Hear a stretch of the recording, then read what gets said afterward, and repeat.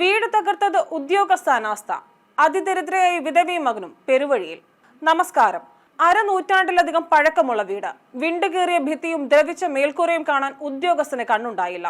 2021 മുതൽ പഞ്ചായത്ത് മെമ്പർ നടത്തിയ അപേക്ഷകൾ പോലും കേൾക്കാതെ ഉദ്യോഗസ്ഥൻ. അതിദരിദ്രയായ വിധവയുടെ വീട് കാറ്റിലും മഴയിലും നിലം പതിച്ചു. 2 മുറിയും അടുക്കളയുമുള്ള വീട് കഴിഞ്ഞ ദിവസം അർദ്ധരാത്രിയാണ് കാറ്റിലും മഴയിലും നിലം പൊത്തിയത്. ഭീതി മൂലം ഉറങ്ങാതിരുന്നതുകൊണ്ട് അമ്മയും മകനും പരിക്കേൽക്കാതെ അത്ഭുതകരമായി രക്ഷപ്പെട്ടു.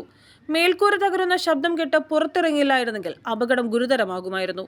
ആറന്മുള പഞ്ചായത്തിലെ ഗുരുക്കൻകുന്ന് ചാത്തങ്കേരി ചരുവുകാലായൽ അമ്പിളി സജിയുടെ വീടാണ് തിങ്കളാഴ്ച അർദ്ധരാത്രി തകർന്നത്. വീട്ടുപകരണങ്ങൾ നശിച്ചു. ഏത് നിമിഷവും വീട് ഇടിഞ്ഞു വീഴുമെന്ന് കാട്ടി ഗ്രാമപഞ്ചായത്ത് അംഗം വിൽസി ബാബു 2021 മുതൽ പഞ്ചായത്തിൽ നിവേദനം നൽകിയിരുന്നു. ഉദ്യോഗസ്ഥനെ വീട്ടിൽ കൊണ്ടുവന്ന തകർച്ച നേരിട്ട് കാണിച്ചു. ഗ്രാമസഭയിൽ 2021 തന്നെ ഇവരെ അതിദരിദ്രരുടെ ലിസ്റ്റിൽ ഉൾപ്പെടുത്തി. കുടുംബശ്രീ അംഗങ്ങളും പഞ്ചായത്ത് അംഗവും അമ്പിളിക്ക് വീട് നിർമ്മിച്ചു നൽകണമെന്ന് നിരന്തരമായി ആവശ്യപ്പെട്ടിരുന്നു. എന്നിട്ടും അതിദരിദ്രയായ അമ്പിളിയുടെ വീട് അടിയന്തരമായി നിർമ്മിക്കേണ്ടവരുടെ ലിസ്റ്റിൽ ഉൾപ്പെടുത്താൻ ഉദ്യോഗസ്ഥർ തയ്യാറായില്ല. പ്രതിപക്ഷ മെമ്പറുടെ അപേക്ഷ ആരു കേൾക്കാൻ? ഉദ്യോഗസ്ഥന്മാരുടെ ഈ അനാസ്ഥയും അവഗണനയും ഗൗരവമുള്ളതാണ്. ഇത് അന്വേഷിക്കണം. ബന്ധപ്പെട്ട ഉദ്യോഗസ്ഥന്റെ പേരിൽ നടപടിയുണ്ടാകണം. തല ചായ്ക്കാൻ ഒരു മാർഗവുമില്ലാത്ത ഈ കുടുംബത്തിന് യുദ്ധകാലാടിസ്ഥാനത്തിൽ വീട് നിർമ്മിച്ചു നൽകാൻ പഞ്ചായത്തും സർക്കാരും നടപടി സ്വീകരിക്കണം. News bureau, Kozhencherry.